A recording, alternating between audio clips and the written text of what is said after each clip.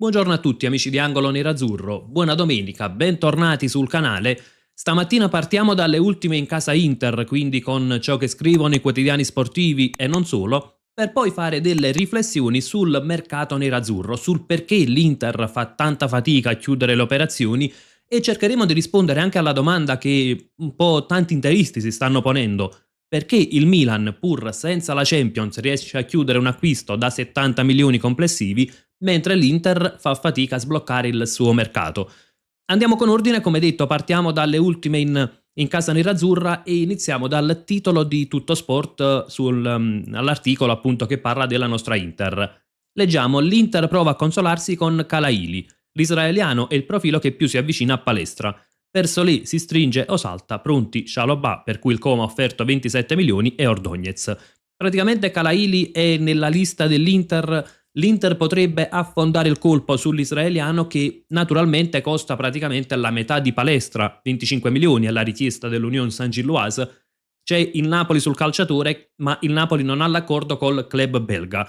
L'eventuale acquisto di Kalaili lascerebbe più flessibilità per le altre operazioni. Una è quella di Curtis Jones.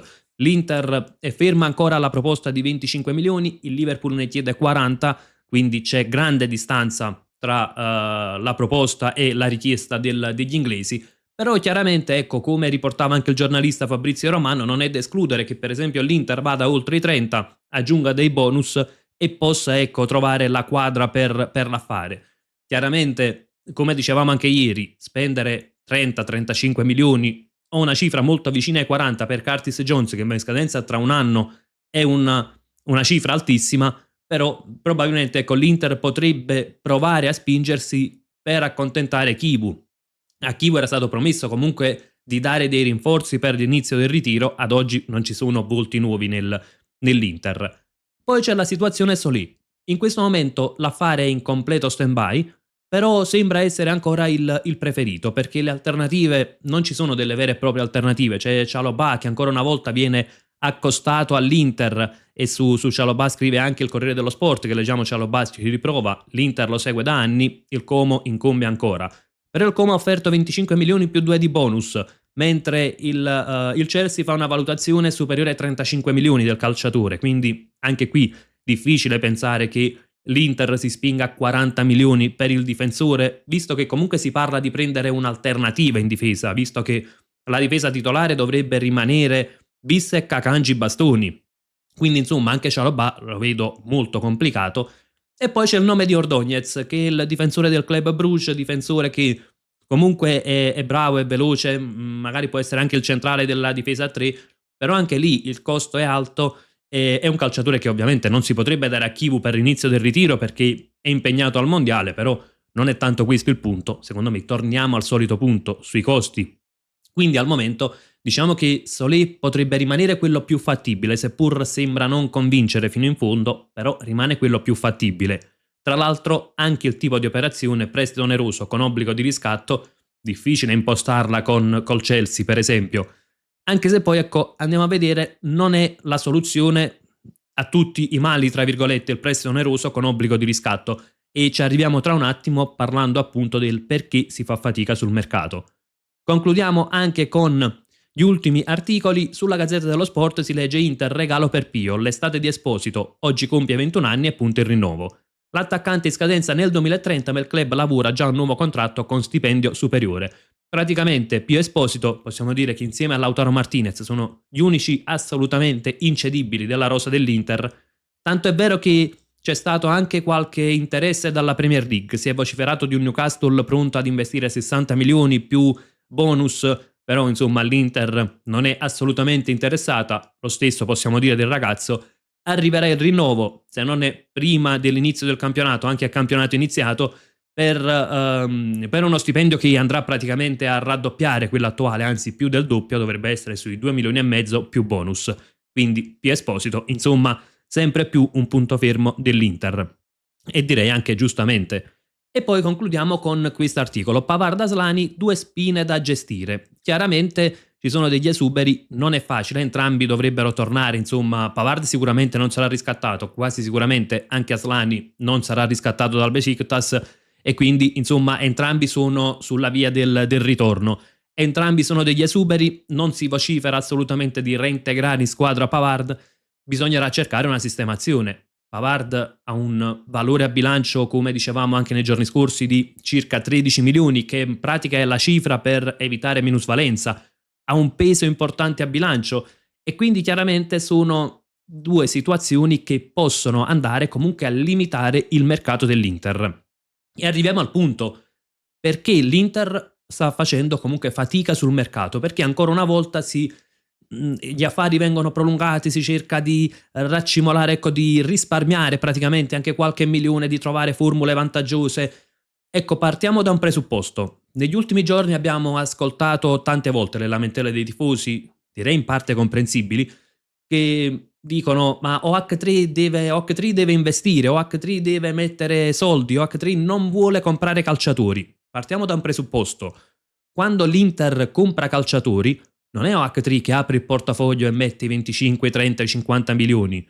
Così come non è per esempio Red Beard nel caso del Milan, non è De Laurentiis nel caso del Napoli, sono spese dal conto societario, è la società Inter che va a fare degli investimenti, non è OH3 che mette mano, apre il suo portafoglio e compra i calciatori.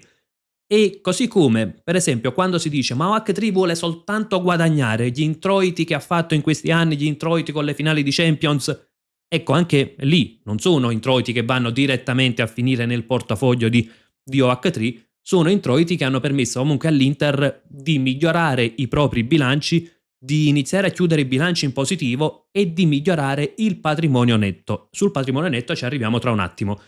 Ed è anche la spiegazione alla domanda, al quesito posto anche sia nei commenti ieri sia nella live di venerdì, dove in tanti dicevano com'è possibile il Milan acquista un calciatore per 70 milioni pur non facendo la Champions e l'Inter non riesce a chiudere un affare per 25 milioni. È un qualcosa di inspiegabile, tutte le colpe sono ricadute sulla proprietà. In realtà, ecco, su questo argomento va proprio parlato del patrimonio netto. Cos'è brevemente il patrimonio netto? È praticamente tutto ciò che possiede la società, quindi conti, immobili, ecco, tutto il possedere della società, meno tutto ciò che la società deve dare, i debiti per esempio, ecco, per dirla in parole povere. Il patrimonio netto del Milan al 30 giugno 2025 era in positivo di 199,4 milioni. Il patrimonio netto dell'Inter al 30 giugno 2025 era positivo per 11,4 milioni. Questo patrimonio netto fa tutta la differenza del caso. Perché, per esempio, se l'Inter il prossimo anno chiude il bilancio con un meno 20, il patrimonio netto finisce nuovamente ad essere negativo. Se il Milan fa un meno 20, rimane con un patrimonio netto positivo. E questa è una grande differenza perché il patrimonio netto molto positivo del Milan permette di assorbire stagioni negative. Il Milan può permettersi, per esempio, di non andare in Champions, quindi di non avere gli introiti della Champions e non trovarsi con un patrimonio netto negativo. Cosa che l'Inter, per esempio, non può fare. Ecco, il patrimonio netto del Milan è il frutto della gestione degli ultimi anni, dove il debito magari è basso, il debito complessivo. È una società che ha cercato di aumentare gli introiti, di abbassare i costi, cosa che sta facendo anche l'Inter, è un po' un percorso simile, e il Milan ha già raggiunto, ecco, una stabilità economica in questo senso.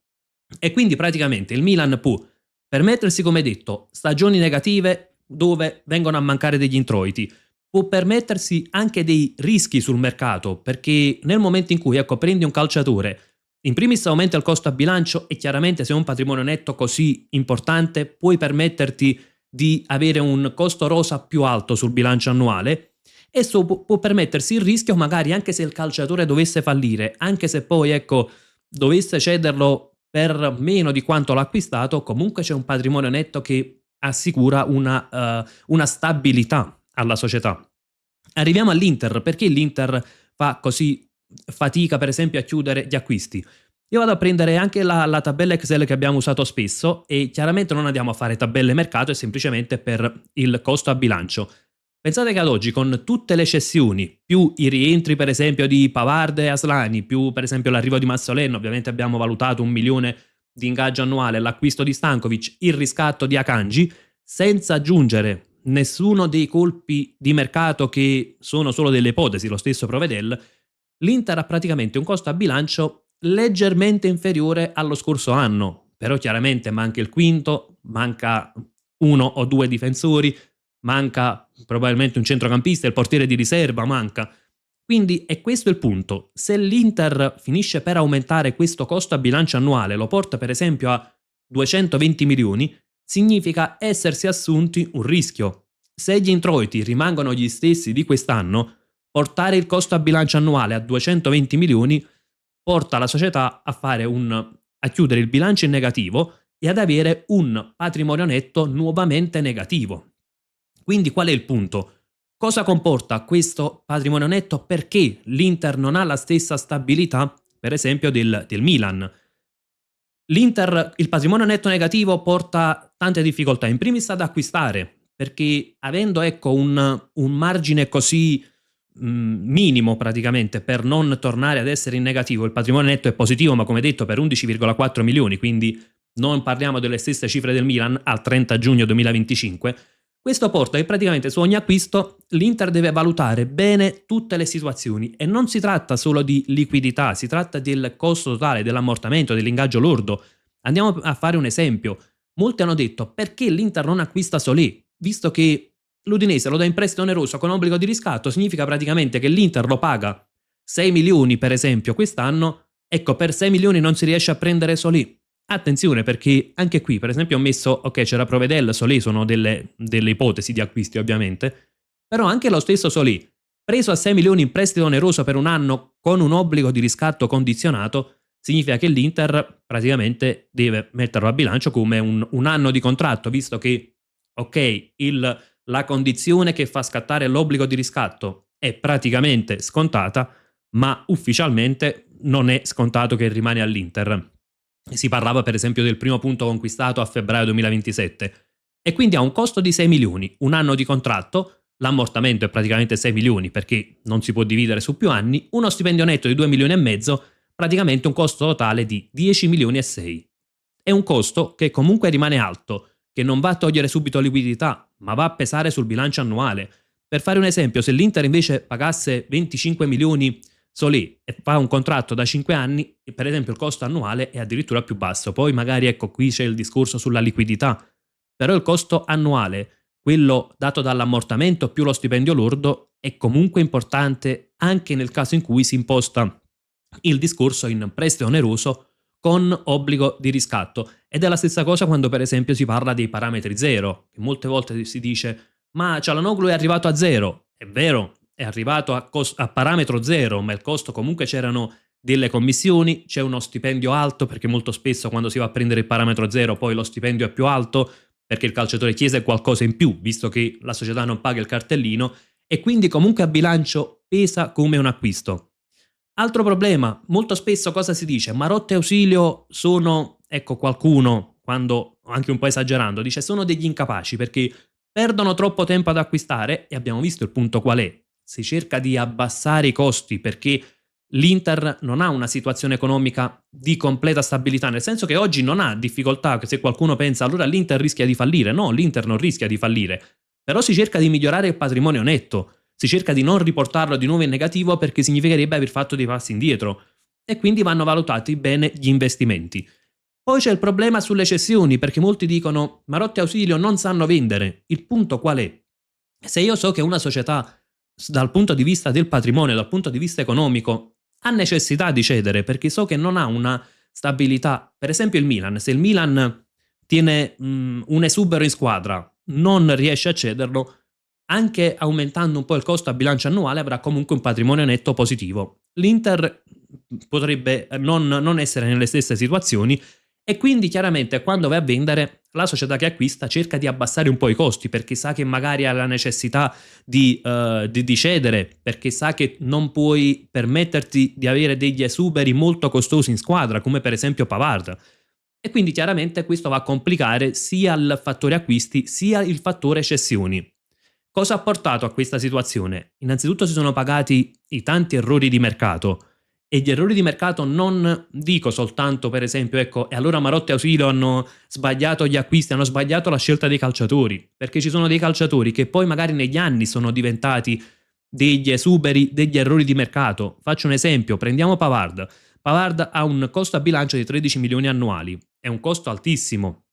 Pensate, è un costo praticamente paragonabile a quello di Çalhanoğlu, è un costo leggermente inferiore di 2 milioni a quello di Barella, è un costo superiore a Frattesi, è un costo superiore a quello di Bastoni. Pavard, quando è stato acquistato, difficile definirlo un errore di mercato, però con gli anni ecco, è diventato un esubero e quella scelta che poi non si è rivelata corretta va ad influire sul bilancio. Se prendiamo ecco, per esempio lo stesso Frattesi che pesa per 11 milioni all'anno, poi c'è Aslani che pesa per 5 milioni, sono tutte somme che l'Inter paga sul bilancio annuale per delle scelte che magari qualcuno è stato un errore, come possiamo definirlo uno tra Diouf e Luis Enrique per fare un esempio, altri sono state le situazioni che poi hanno portato ecco, a non avere il vantaggio sperato quando è stato acquistato quel calciatore. Però insomma quando è arrivato Pavard penso che difficile pensare che potesse essere una scelta completamente sbagliata. Quindi cosa sta facendo in questo momento l'Inter o H3, la proprietà? Cerca di migliorare i conti, quindi per migliorare i conti bisogna chiudere i bilanci in attivo.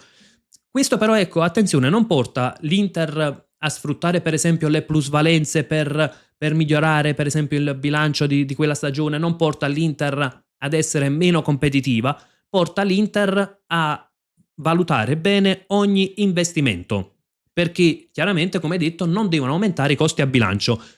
La competitività comunque deve andare va nella stessa direzione, perché se l'Inter vuole migliorare il patrimonio netto, vuole migliorare i conti, il bilancio, chiaramente deve essere competitiva, perché deve essere una squadra che lotta per vincere, deve essere una squadra che va in Champions superando magari almeno la prima fase. Ecco, per esempio, anche questo. Se l'Inter va in Champions, se l'Inter per esempio aumenta i costi a bilancio, pensando ok, tanto arriviamo ai quarti di Champions, poi esce ai playoff e quindi ci sono introiti in meno, questo può portare ad avere poi difficoltà sul bilancio e ad avere una situazione patrimoniale netta peggiore. Quindi è tutto questo che poi porta ecco, OH3 e l'Inter ad avere qualche difficoltà ad acquistare, a valutare bene gli investimenti, quindi ecco, a fare sempre un mercato, non dico al risparmio, però cercando di non fare delle spese folli. Questo per esempio oggi porta OH3 a ricevere tante critiche, perché si pensa la squadra ha vinto, gli abbonamenti ci sono, i biglietti vengono acquistati, però OH3 non vuole investire. Quindi oggi può portare ad avere qualche critica. Se OH3 riesce a fare lo stesso percorso, per esempio di Redbird al Milan o di altre proprietà, quindi rendere l'Inter una società forte, e già lo sta facendo perché per esempio bilanci chiusi in attivo, sarà il secondo anno che l'Inter chiude il bilancio in attivo, l'Inter ha un patrimonio netto, al 30 giugno 2024 era ancora un patrimonio netto positivo, al 30 giugno 2024 era ancora un patrimonio netto negativo. Se ecco, va a migliorare tutta la situazione economica, poi magari potrà essere anche l'obiettivo di OH3 arrivare alla cessione per ottenere il massimo introito, però a quel punto ecco, ne avremo beneficiato un po' tutti perché i conti dell'Inter saranno migliorati in questo senso, quindi avremo una società sana, una società che non avrà bisogno di fare plusvalenze, una società che non avrà bisogno di andare a prendere solo i parametri zero, magari una società che può permettersi per esempio quello che oggi fa il Milan, dove ci sono tanti errori, dal punto di vista tecnico è una società disastrata, però dal punto di vista economico può permettersi per esempio l'acquisto di Gonzalo Ramos, cosa che al momento ecco l'Inter probabilmente non può farlo o si assumerebbe un rischio probabilmente troppo grande. Vado in conclusione, significa che l'Inter quindi non acquisterà nessuno? Non significa questo, però significa che gli acquisti vanno ben ponderati. Ecco, se oggi noi pensiamo che l'Inter ha vinto il double, è stabilmente in Champions, quindi può tranquillamente andare sul mercato e andare a prendere magari Calaili, può andare a prendere Jones, può andare a prendere Solé, può andare a prendere Provedel e magari va a prendere anche un altro calciatore. Ecco, probabilmente questo l'Inter non lo farà. Potrebbe chiudere per Calairi? Sì, anche perché aspetto che almeno qualcuna di queste cessioni vada in porto.